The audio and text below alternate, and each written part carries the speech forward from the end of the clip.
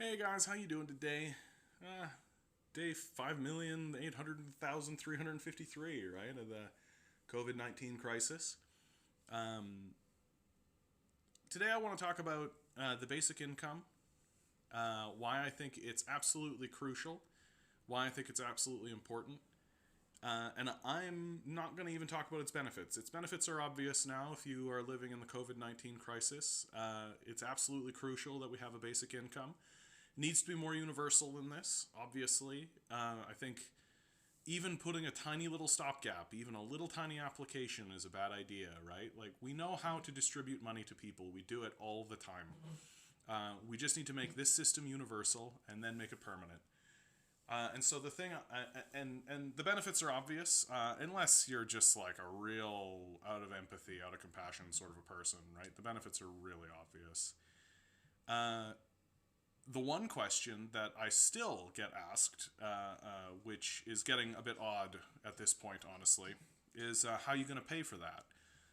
I'm beginning more and more to see this as a strict propaganda line, that how you going to pay for that is a really weird line to say when governments are literally printing, like, the United States just printed $2 trillion. I mean, you can afford it. But I want to get into that question a bit more nuts and boltsy for people who are actually serious to know the actual answer. For people who actually aren't trolls or bots and are just going to shut this video down immediately. So, how are you going to pay for that? How are you going to pay for a basic income? So the first thing that we need to do is set a number. Now, we're very lucky because the Parliament Budgetary Office has already done this for us. You can go on Google, you can search up the number, we know what the number is. They say $48 billion.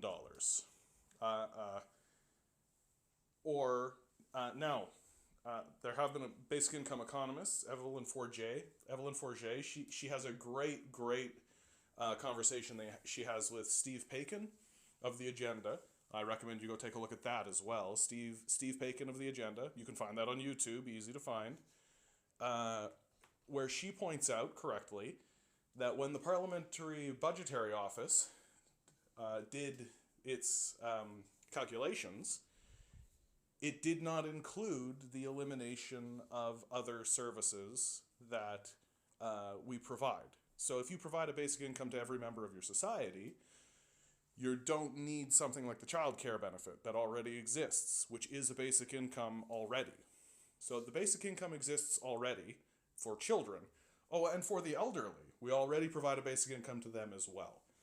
So these are two programs that exist in Canada that have been functioning for decades that we like, that even conservatives improve on and increase. They're not talking about cutting those crucial services to Canadians.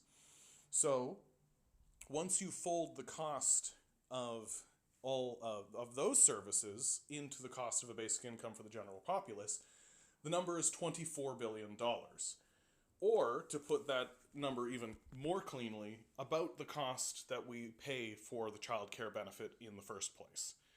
Which makes sense because we're basically taking the child care benefit and just expanding it into the rest of the populace, which is something that we desperately need right now. And I can hear what the deepest skeptics are saying, which is 24 billion, hold on. Let me pull out my pencil, and on the back of this napkin, as I sit in a bar, the population of Canada is 36 million times 2,000, which is the number that we're kind of settling on for a basic income. Oh, and that equals way more than the 24 billion. Holy cow, that number is way bigger. How do you explain that? So to talk about that, you actually do need to talk about economics and how economics actually works, which is something that nobody knows anything about. Nobody knows anything about it because, one, it's super boring. It's super dry material. Even if it was taught in high school, I think it would be one of those classes that everybody would skip. But if you are genuinely interested in understanding and knowing, hey, why is 24 billion? Why is the Parliamentary Budgetary Office saying 24 billion? Why are authors like Andrew Coyne saying that's the number. It would be about a 3% increase on the GST. You can search that on Google and find it. It's easy to find. Andrew Coyne raise. I believe his conclusion is a 3% raise on the GST to eliminate poverty. Sounds like a good idea. Sounds like a good deal, rather. I'm not suggesting we raise the GST. I think there are plenty of other ways we can raise the small amount of capital required to get this program started.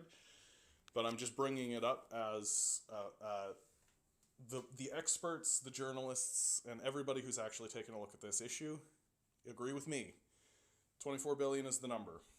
Now I'm just going to briefly talk about, well, how could that be? The back of my napkin says otherwise. So, economies operate in cycles. Very often, when you think of an economy, and most people do think of an economy this way, they think of it as your home budget, right? There's an entire group of people, the conservatives, who talk about managing a budget like a business, right? So when you're operating that way, you have expenditures, right? You have liabilities, you have all this kind of stuff. So when you spend money, to you, that money's gone. It just vanishes, and it's just something that you no longer have. You've traded that money in for an asset or for some kind of service or something like that, right?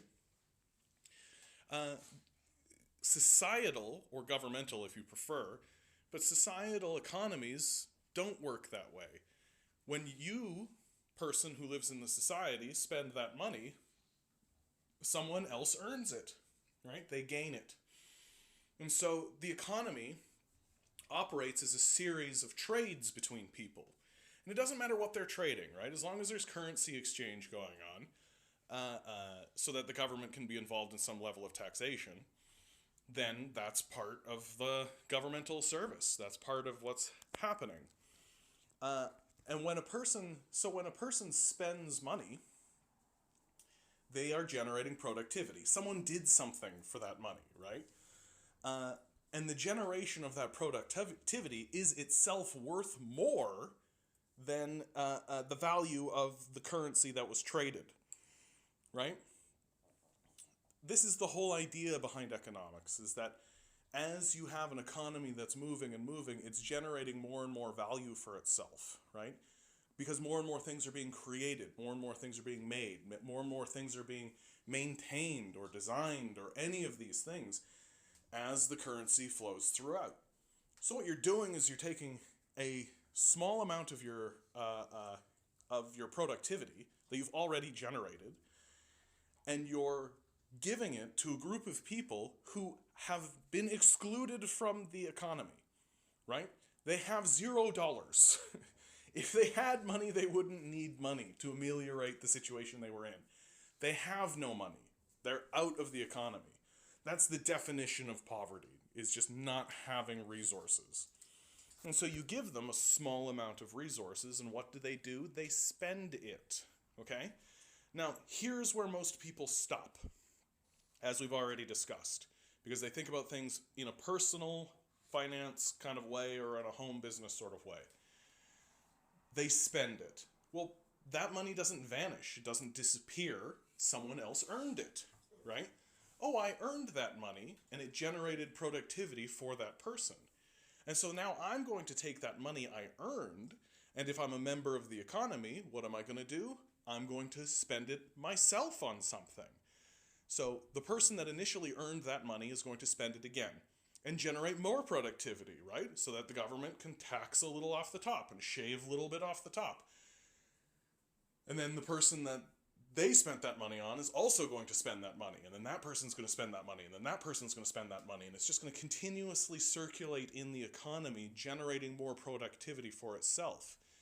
And in fact, the trouble that happens to economies is that eventually all money will flow into one centralized sort of place. This is okay if the centralized place is the initial distributor, which is the government, right? But what our economy does is it funnels money into the hands of private billionaires who then jam it into offshore accounts. And the number is like to the tune of like $1 trillion here in Canada, right? You're talking to me like, oh, this basic income is super unaffordable, right? Oh my goodness. Meanwhile, like, corporations and wealthy people are hoarding upwards of $1 trillion. The last time we actually took a really good look at it was like a CBC report. You can Google this again. There's like $680 billion as of 2014. So that's 6 years ago, right? So 6 years ago, a journalist did journalism, right? Which the CBC is guilty of ever so often, is doing actual journalism.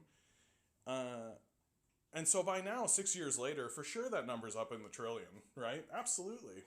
And you also have the Panama Papers that show this kind of thing. It's really common knowledge at this point. And so this is where the number 24 billion comes from, right? That you don't just throw the money at the people and then have it vanish into thin air. You account for the circular nature of the economy.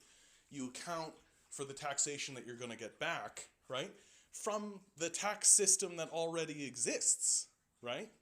That if you just if you take $24 billion, if you take $20 billion out of the offshore accounts of corporations and billionaires who are not using that money, they are not using that money.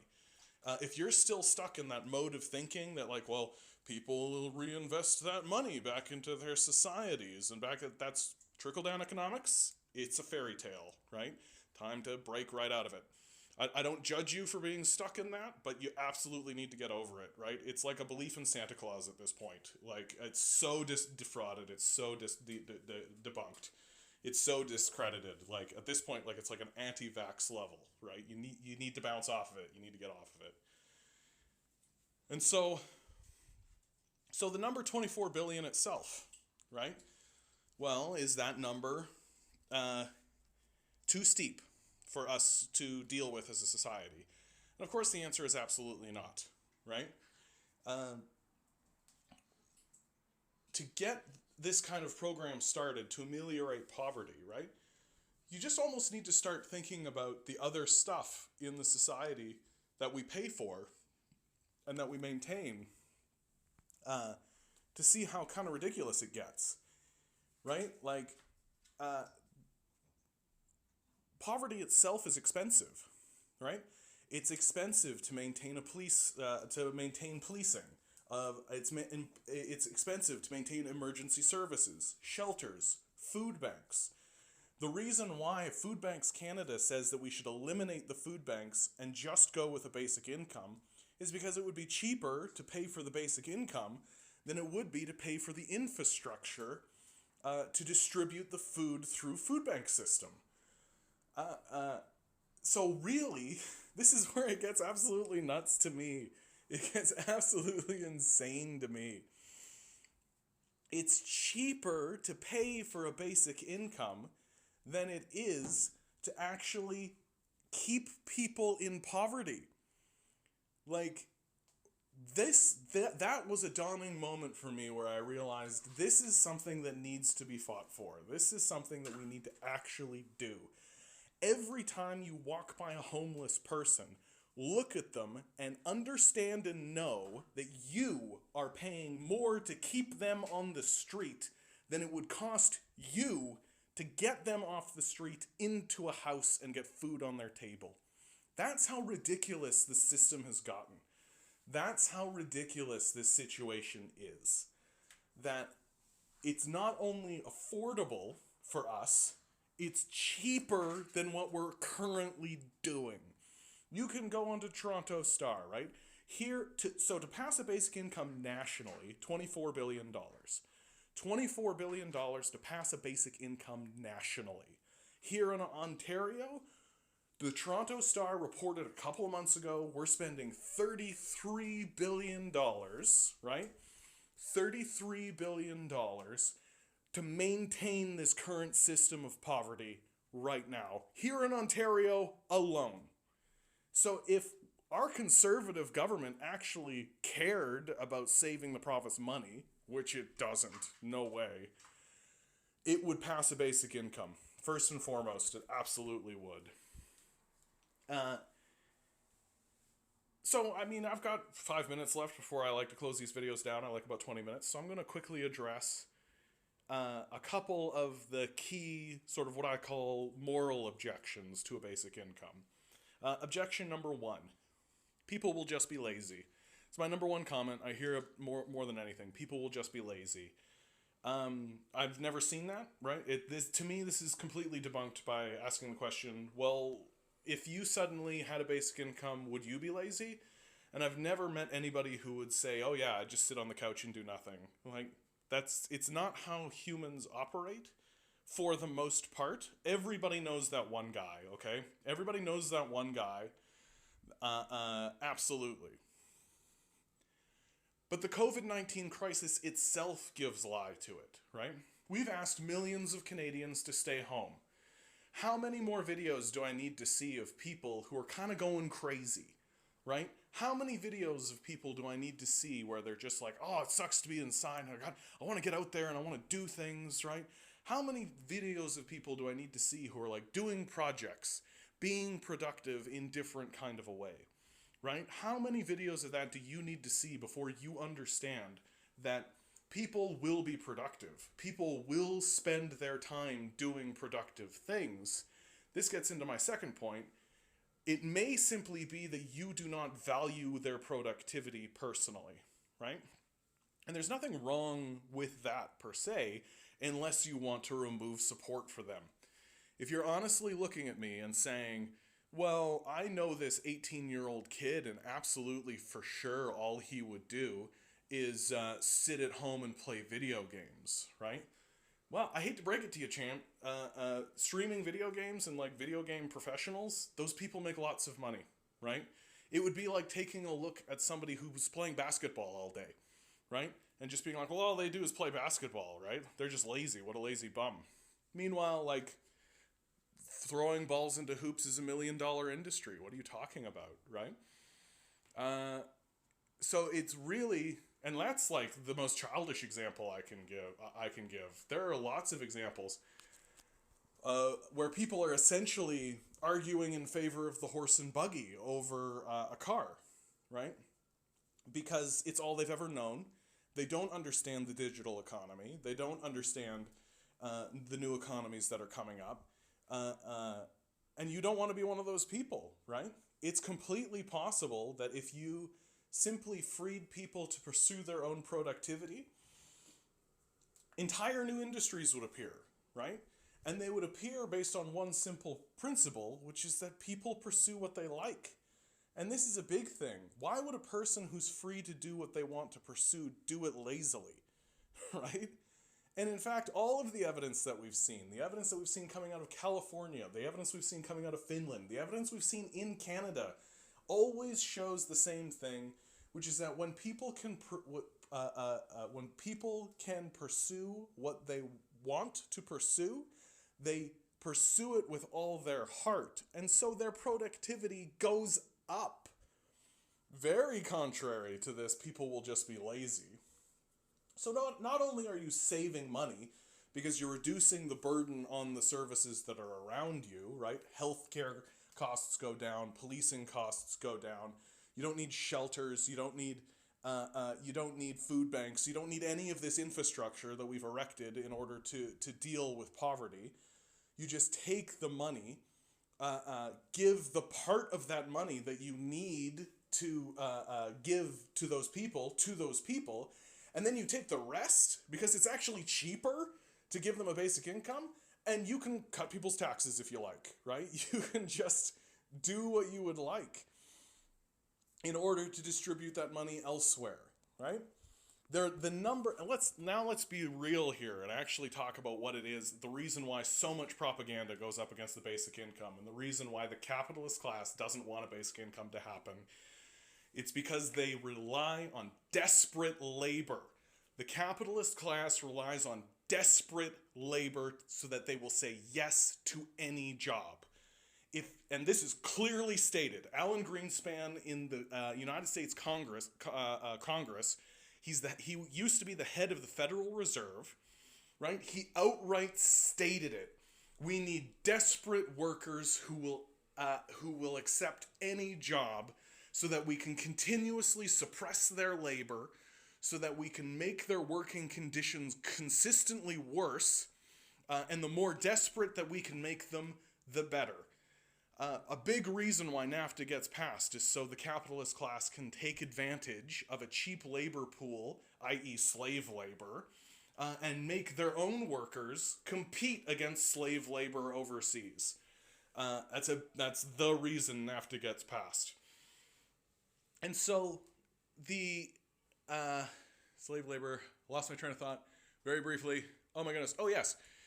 And so a basic income ameliorates this. It allows large segments of the population, you can look at them, right now they're indoors quarantined in the COVID-19 crisis. It takes large segments of the society and it says to them, oh, you can say no to capitalists now if you want, right? It lets you look at the capitalists who are offering terrible wages, who and will complain to you loudly about it, who are offering terrible wages, who are offering unsafe work conditions, and have every intention of reducing those conditions and reducing your wages as much as possible. And you're giving those workers the ability to simply say, yeah, no, go fuck yourself, right? Well, I'm tired of this system, and you should be tired of this system. So, basic income is cheaper than what we do now. Basic income eliminates poverty. Basic income lets people pursue the objectives they want to pursue. And right now you're living with a basic income. You're living in a basic income, and because it resolves crisis. And, oh, that set my little guy off. That's okay, buddy. I know. Little break from Milo. Isn't that right, buddy? I said that a little loudly. Isn't that right? Little break with Milo. And you know what? That's as good a time to end as any, guys.